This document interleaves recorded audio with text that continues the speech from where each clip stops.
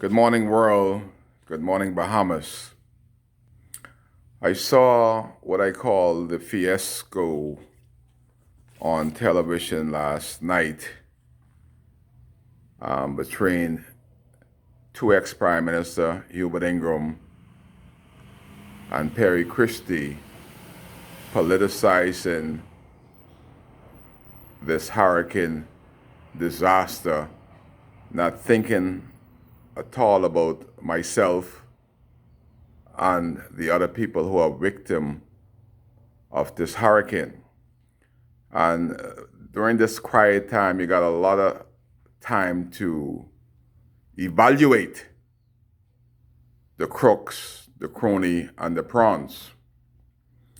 And then they throw Dr. Minnis under the bus, saying, my good Prime Minister, Dr. Minnis, don't want to invite them around the table.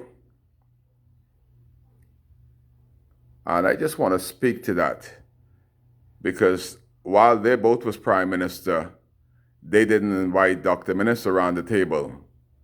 A matter of fact, I'm going to get deep into this because of Hubert Ingram and Perry Christie. What they didn't do left Dr. Minnis with this mess. I'll explain. I was elected by the good people of Dundas, Murphy, and Marshaba. We call them the Central District Local Government, the biggest local government outside of Grand Bahama. I was elected as the illustrious chief consular. America would say I'm the mayor. I was a strong mayor. Wanted to do good by my people because my people give me one of the highest posts outside Member of Parliament. And my brother, my white brother, Roscoe Thompson, and I were similar when it comes to the illegal problem. We are both aggressive and we planned a plan to eliminate the mud because we live there and we know of the crime, the poverty level that exists in the mud. And our plans was to open the mud up so that the police could go inside there and we could see what's in there ourselves. We was going to put a cross from Richter Russell House straight down the middle, and we're going to come from by the dock straight into the primary school in Marshaba. That's what's going to be the cross to open up because nobody likes to be open where the police could go through, immigration could go through, and you could drive through and see what's happening in the middle of Marshaba. This not happen on the outskirt. And Hubert Ingram was the Prime Minister, and Roscoe was going so fast I had to slow him down. He was my deputy. And I said, Roscoe, we cannot do anything. This is bigger than local government. We have to have the Prime Minister's blessing. We have to have the government of the Bahamas to work with us to help us sanction what we plan to do. Because if we go ahead and do what we plan to do, we're going to get egg-faced. We don't have the strength of the police, the immigration. All these are controlled by central government. Local government doesn't have that teeth.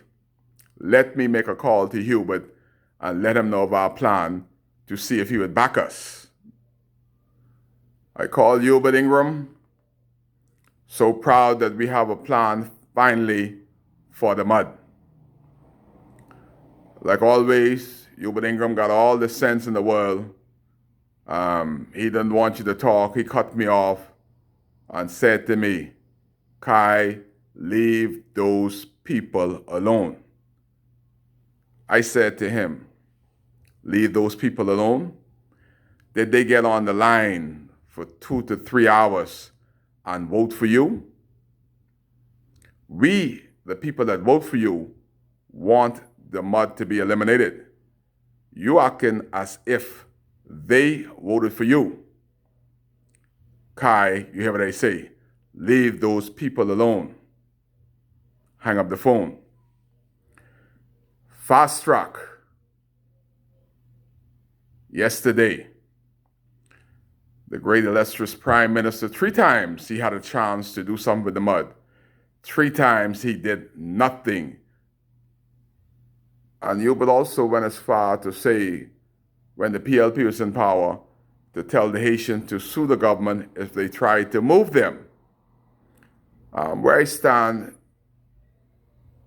Hubert Ingram is responsible for the death of all those illegal Haitians that died in the mud. Some of them are Bahamians, because three-term Prime Minister, 15 years, he did nothing. Under Hubert Ingram, the mud flourished. The government is totally responsible because you have the Bahamas Telephone Company that has phones through there. You have the electrical company that has poles through the mud, electricity. And you have the water company, water sewage company. So you have 3 government agencies that cause the mud to strive. And if the government really wanted to do something about the mud situation, they would disallow their agency for going into the mud to shop. You imagine the law in the country, and this was mind-boggling to Kai for years. The government said if Kai Mills, as a 10th generation Bahamian, I cannot get any electricity to my place. I cannot get any water on my property.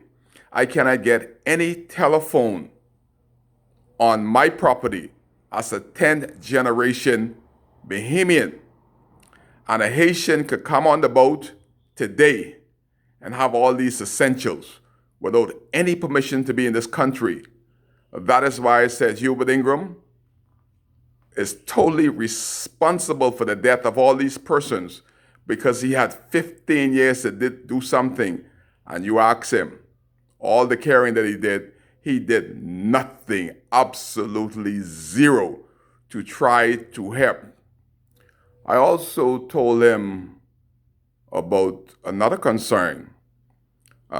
Years back, we had a mosquito disease in Exuma, and we didn't know much about the Nabucco, but people that were going through the sandals in Exuma came this way because they didn't want to put their family at bay. My white colleagues that had homes in Eastern Shore, one of them was my brother Jay Lawrence. He said, Kai, you know that Americans care for poor people. You guys have to do something about that mud. If there is a disease break out in the mud, we will not come back again, because number one, we don't trust your government to deal with the problem. So if there's a disease hit that mud, it's going to spread all over the Abaco, and we're not going to put our family's life at risk. Remember, Kai, we have more than one homes. We love the Bahamas, but we don't love it that much. I brought these sentiments to Hubert Ingram. I said, there's another problem that the Americans told me about. My friends that live here, they said that if the disease, and certainly there's gonna be disease, and there were disease in the mud that the government don't tell us about, but they decide not to do nothing. All of a sudden, I'm in Nassau, haven't got $1 from the government, not a bottle of water. And I saw Hubert Ingram and Perry Christie down in Abaco selling dreams, false hope. I see both of them got their hands open. Nothing was in Hubert's hand. Nothing was in Perry's hand. They're playing politics with the people's lives. After Hubert would have greeted them, hugged them, got a photo up, his house is still not built. He still did not bring anything, not even a bottle of water. It would have been so beautiful if I would have seen a bottle of water in Hubert hand. But you see, that's what happened in North Abaco. They didn't want a representative. They want a prime minister. All they could brag about for 35 years is that Hubert Ingham, a poor boy, came from Cooperstown into Nassau and become prime minister of the country, and not one inkling, not one project that can give a job. Let's try this. Abaco got Hubert to be a multi-millionaire. If Hubert cares so much, Bahamas, let Hubert give up that $200,000+ a year that we give him for nothing. Give that money up. Let Perry give up that money, at least until